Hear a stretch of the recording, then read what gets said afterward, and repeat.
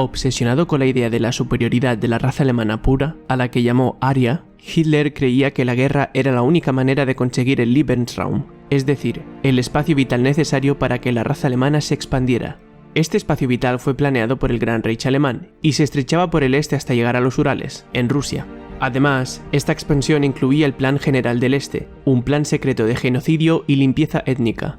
Pero el área que realmente ocupó la Alemania nazi fue ligeramente distinta, ya que no ocuparon Suecia, pero sí Francia y otras regiones de Europa. Alemania pasó de ocupar 469.000 km² en 1925, bajo la República de Weimar, a ocupar 824.000 km² en 1940, ya como Alemania nazi. Pero si tenemos en cuenta además los territorios ocupados civil y militarmente en la guerra, la extensión total estaría cerca de los 2.700.000 kilómetros, lo que lo colocaría en el 10º país más extenso del mundo. En la actualidad, Alemania tiene incluso menos territorio que en 1925 y se encuentra en la posición número 64 con 358.000 km².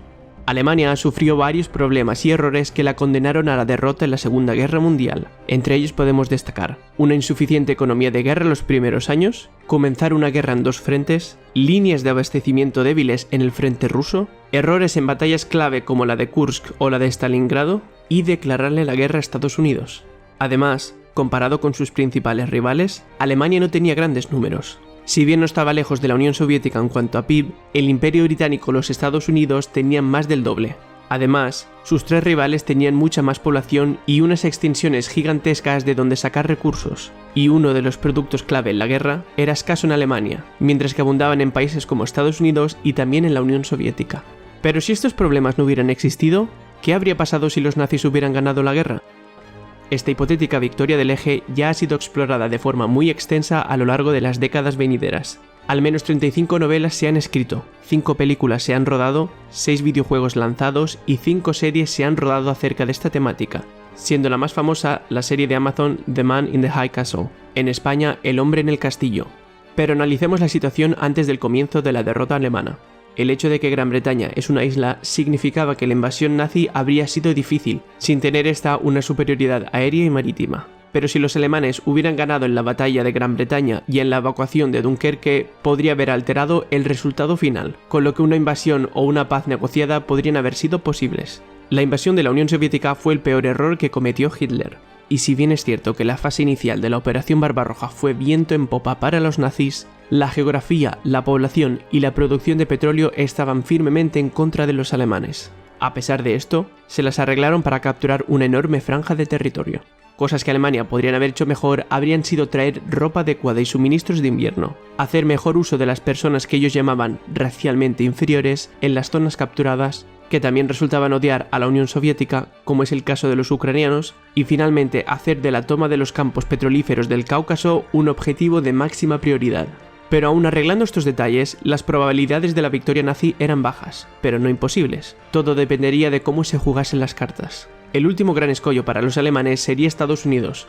Con la excepción de los nazis desarrollando armas atómicas antes que ellos, no hay manera de que Alemania pudiera haber derrotado a los Estados Unidos de manera realista. Tenía una economía mayor que la de todas las potencias del eje combinadas en su apogeo, y también tenía una población mucho mayor que la de Alemania.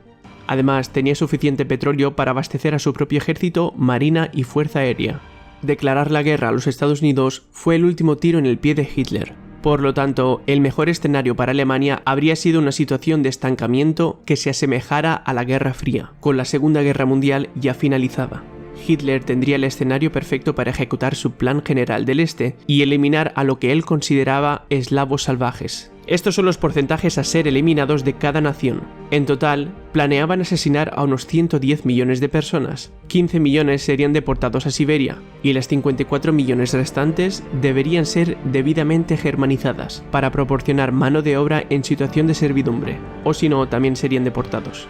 Tanto él como Himmler estimaban que en un plazo de 25 años, unos 10 millones de alemanes colonizasen las nuevas tierras. Pero los que correrían peor suerte serían los judíos. El plan de Hitler era exterminarlos por completo, y esta situación en muchos países ya era avanzada. En países como Polonia, Grecia, Lituania y Yugoslavia ya habían exterminado a más del 80% de los judíos. En total, el 60% de los judíos viviendo en estos países fueron asesinados. con la victoria nazi, los casi 4 millones de judíos restantes hubieran tenido el mismo final, que sumados a los eslavos, la cifra de muertes extra causadas por la victoria de Alemania hubiera ascendido a 114 millones de personas. Para comparar, el cálculo aproximado de muertes en la Segunda Guerra Mundial es de 80 millones, lo que supuso el 3% de la población mundial. Un tercio de esas muertes fueron militares y 2/3 fueron civiles. Y siguiendo con las comparaciones, esta ha sido la guerra más cruenta de la historia. Solo ha habido 5 enfermedades que han matado a más personas a lo largo de toda la historia. Por lo tanto, la incógnita sería quién ganaría la Guerra Fría entre Estados Unidos y la Alemania nazi.